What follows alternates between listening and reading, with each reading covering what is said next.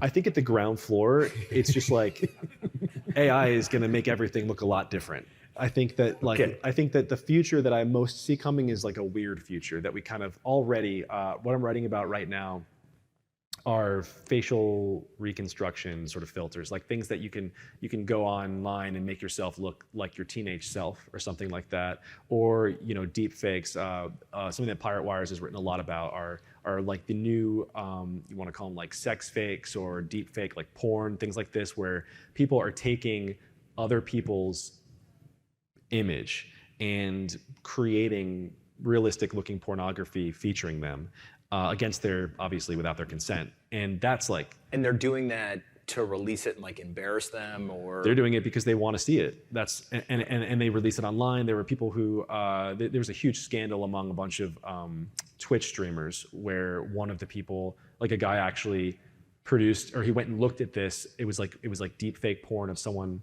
who he had actually collaborated with in the past. It was like a whole scandal. But that's just like a really weird thing that we're gonna have to kind of like think through. There are also other weird things that are really great. Like one thing I often think about is like, I mean, I really loved Buffy the Vampire Slayer growing up.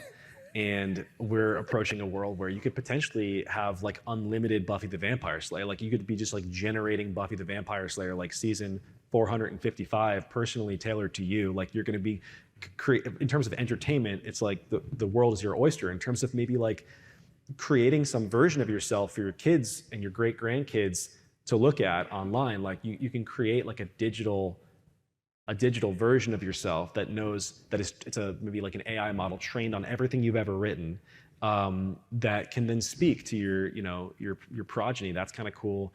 I don't know what it's going to do for job loss. No one ever does. And I don't like making predictions like this because I like kind of assessing the landscape and being like, here's what I think is happening right now. But when it comes to what's happening 5 years from now in a world of AI, which is a paradigm altering technology, that is like, we're dealing with an intelligence now capable of creating art, writing sonnets, like already can write music, can replace most legal. I don't know. I'm working with lawyers right now. I'm like, there's 99% of what they've done, and it costs a lot.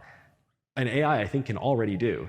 So it's like, that's going to change. Everything's going to change. I think that's the kind of thing that's like, well, that's a huge change for the better in a lot of regards. Like all of us would love, a really expensive lawyer for the cost of a soda or something. But what happens to all the lawyers? And what happens to not just them, right? This is not like, oh, we have a car and now the carriage drivers are out of work. It's like, we have something that thinks, and so now everybody who thinks for a living is out of work. Potentially, that's the negative case. The dream is that it just amplifies everything, right? So now Pirate Wires, it's like me plus 100 of my clones that are, reporting on everything. And that seems both terrifying if you hate me and great if you're me. Have you guys started to use any of the AI tools in either finding ideas, writing about ideas, researching, like anything in actual? I'm writing about them right now.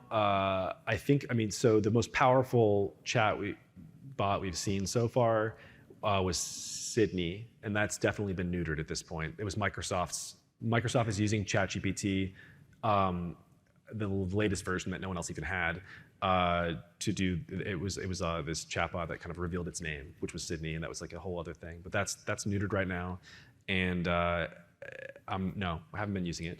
I can't remember if it was you or somebody else, was experimenting with ChaptGPT and was asking it questions. And of course, you ask a funny question, and then all of a sudden, it very quickly becomes like, "Hey, what do you think about Joe Biden?" Or "Hey, what do you think about Donald Trump?" And these chatbots are answering very differently depending on political parties or candidates. There's other topics where it seems like they're very verbose and willing to talk about through the AI bot, and then others that they completely avoid and will literally say like, "Hey, I can't talk about this," or something. How important is it for us to get that stuff right now versus it'll be an iterative process, and 20 years from now we'll be on stage somewhere talking about, man, the AI, got this right and got this wrong, and it's just kind of this long-term problem? I mean, people are definitely. I've been in tech for, I think, 11 years, and it's much more critical now than it was back then. Mm-hmm. people are criticizing this stuff. People are from both sides. You have people who, mostly on the left, let's just call a spade, who like really want more censorship on this thing. And the right-wing conversation is very much like, how do we keep political censorship off of these AIs?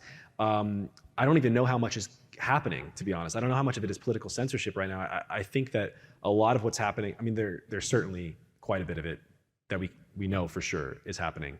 But I think a lot of what's happening, certainly what happened with Bing, Microsoft's most recent chat, was the thing is it's Googling itself I mean, it's using Bing, but no one uses Bing.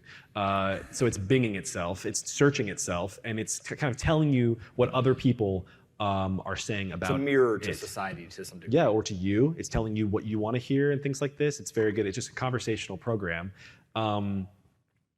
I think we're asking the right questions. I think we keep asking the right questions. It is potentially very dangerous if AI is totally centralized and all these other AI companies are, working off of one, and that one mainstream some kind of really nefarious political censorship.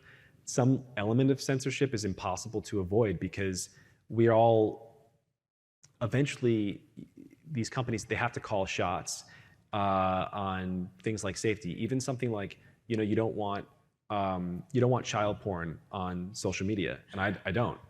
That's a shot. That's a value call, right? That is censorship. It's just a good censorship. So I'm like glad that exists, but someone called that shot, and so there are lots of shots like that someone has to call, and those always come down to biases. Where we get in trouble are the ones that are more ambiguous, like should you be allowed to talk about the potential pitfalls of a vaccine on very little information in the middle of a pandemic?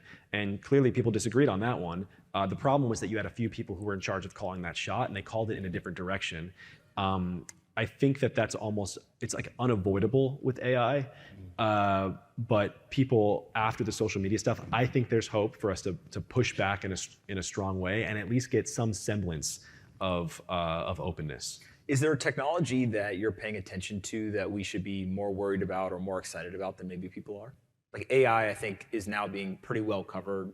People may disagree on what the outcomes are, but if I go to a mainstream website, people will at least be talking about ChaptGPT releases something, or Microsoft invests, or whatever. Bitcoin, cryptocurrencies, I think the same thing. Maybe even there's some biotech stuff now that's like become a little bit more mainstream conversation. People are paying attention. Kind of what's next, or like what are other areas that you think people should be paying attention to that may be in the mainstream media, 5 years from now? I mean, AI was something that was like very exciting.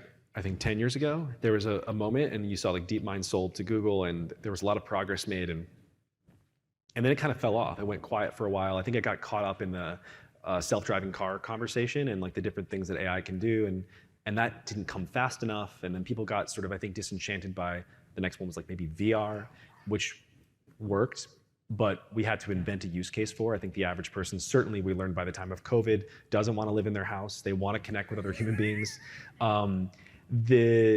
The thing that I was most excited about up until maybe COVID, and then I was distracted by the like collapsing clown world all around us, would have been bio stuff. It was like all the CRISPR stuff, the genetic engineering, which is still exciting, but I guess there's a very long way of answering your question, which is like the AI is just it.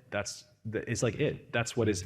It's really the reason that people are talking about it is because it's really important. It is like very, very new. The advances that we're now able to play with and use are clearly very powerful, and you can imagine all sorts of. Not even imagine. There are use cases coming out, right? The use case of just someone using it to draft an essay or an email. That's a use case that something like VR never had. VR was a video game, so that's a use case. It's fun, but that's not. We already have. There's real utility that we're already seeing in AI. That's the reason that people are I think so excited about it. And then there's like, it has its own mythology. There's like you have the AGI, artificial general intelligence. People talking about that and what that looks like. What does it look like when a computer not only thinks but wants things like we do? Is that possible? Is that endgame? I mean, a lot of people believe that's doomsday. There are people who believe that's like God, and that's like utopia at that point. That's the singularity. You can have a negative singularity or a positive singularity. People break off in both directions, but at its most basic, it's just like this is something that will change the way that all of us work, and there's no way to get around that. And so it sucked the air out of almost everything else in tech. In a different, I mean, with crypto that happened, I think, because people were making so much money, and and there were lots of cool things about it always, and there still are. But the reason that there was so much excitement was because people were making money.